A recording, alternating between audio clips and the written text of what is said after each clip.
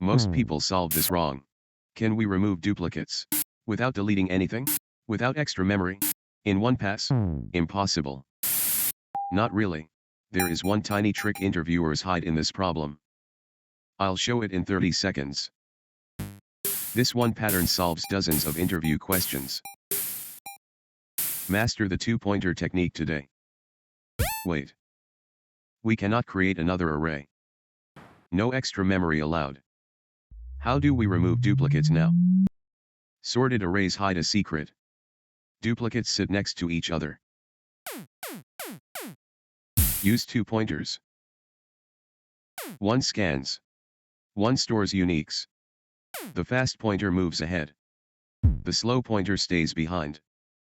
When they differ, we swap. Let's trace the algorithm. 0 versus 0. Duplicate. Skip. Wait. 0 versus 1. Unique found. Move slow pointer. Overwrite value. Fast pointer keeps scanning. 1 versus 1.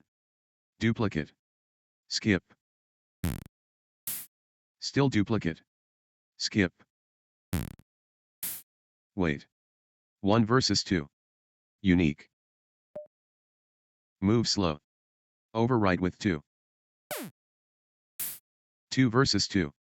Duplicate. Skip. 2 versus 3. Unique found. Move slow. Overwrite with 3.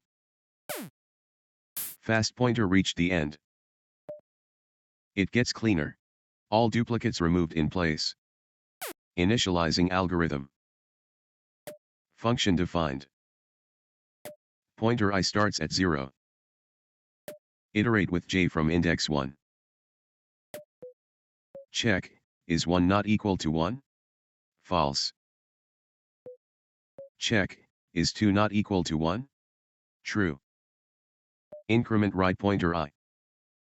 Overwrite nums at I with nums at j. Check, is 3 not equal to 2? True.